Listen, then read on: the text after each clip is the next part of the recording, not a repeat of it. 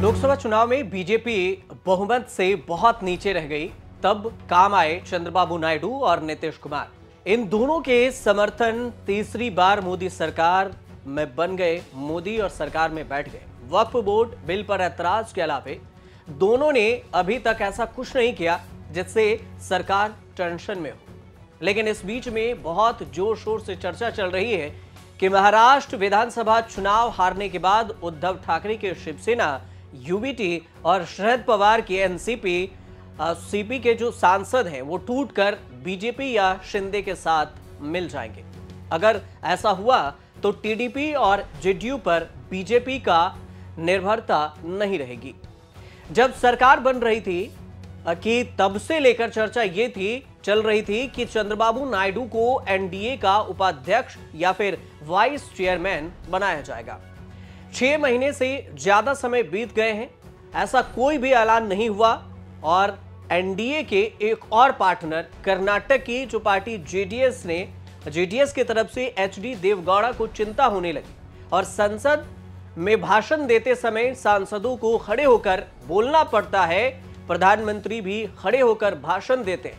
देवगौड़ा को चलने फिरने में तकलीफ रहती है, इसलिए उन्हें छूट मिल चुकी है कि वो अपनी सीट पर बैठकर ही भाषण दे सकते हैं।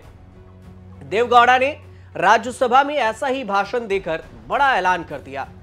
देवगौड़ा ने जो दावा किया उसके मुताबिक चंद्रबाबू नायडू एनडीए के उपाध्यक्ष बनना चाहते थे, लेकिन मोदी ने मना कर दिया।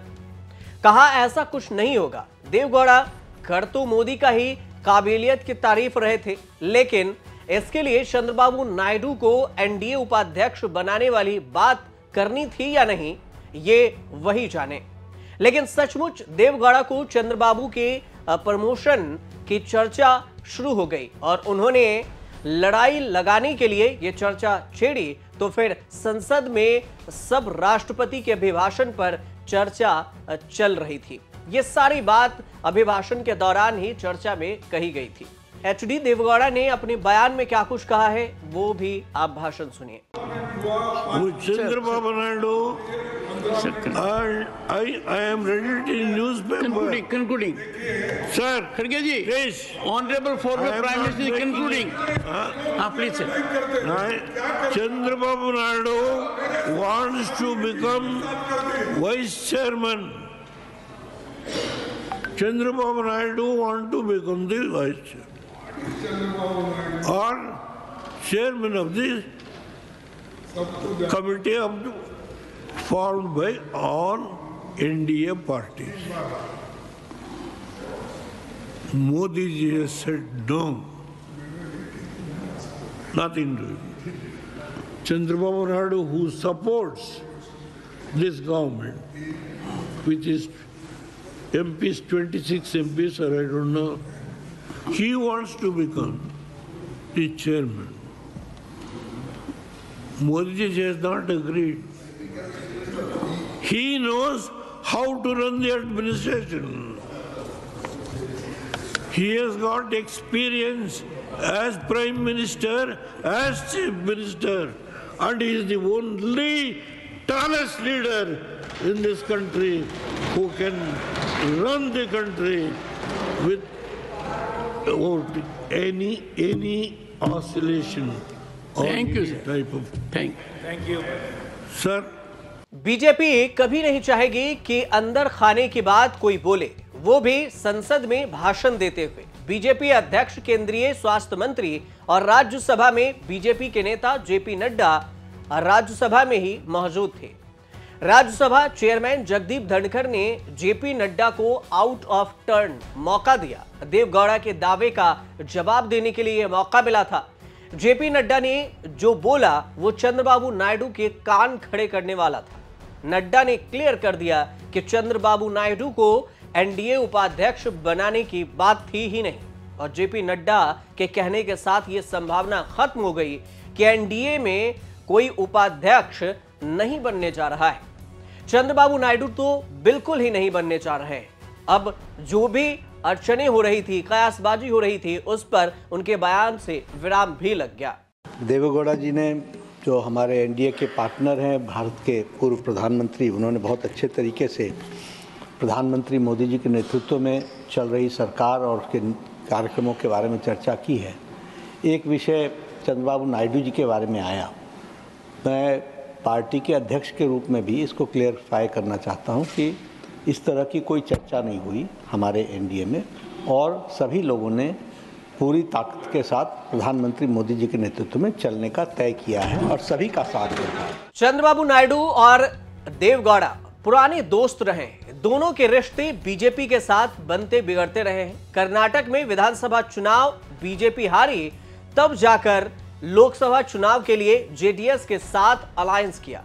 चंद्रबाबू भी 5 साल बाद एनडीए में लौट कर आए हैं।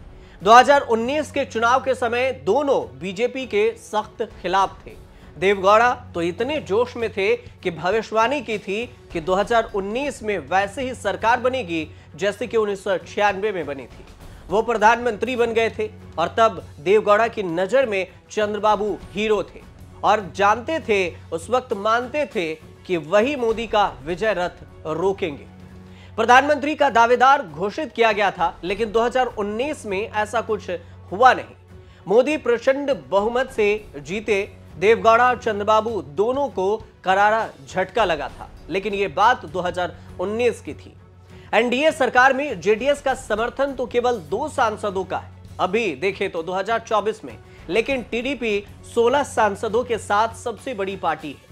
जेडीयू के 12 सांसदों का समर्थन है और तीसरी सबसे बड़ी पार्टी एकनाथ शिंदे के शिवसेना है, जिसके 7 सांसद हैं। इनमें अगर मिलाने से ही मोदी सरकार का बहुमत टिका हुआ है। सारे पार्टियों को मिलाकर 14 पार्टियों के समर्थन से मोदी सरकार का बहुमत 293 पर है। इसमें टीडीपी है, जेडीयू है और इसके अलावा इन दोनों के अगर देखें मिलाकर तो 28 सांसद हो जाते हैं नीतीश और नायडू के सांसद। इंडिया गठबंधन पूरी उम्मीद लगाए बैठा है कि चंद्रबाबू और नीतीश कुमार ही आज नहीं तो 2029 से पहले मोदी के तीसरे सरकार गिरा देंगे। हालांकि दोनों की ओर से ऐसा कोई इशारा नहीं है।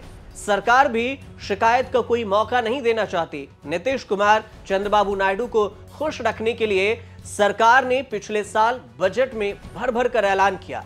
नए बजट में चंद्रबाबू नायडू के हाथ में कुछ खास नहीं आया, लेकिन बिहार विधानसभा चुनाव को देखते हुए केंद्र सरकार ने नीतीश कुमार के लिए झोली खोल दी और नीतीश कुमार इसमें बाजी मार गए चंद्रबाबू नायडू में, और उन्होंने कोई शिकायत भी नहीं की कि आखिर बिहार को इतना ज्यादा बजट क्यों दिया गया।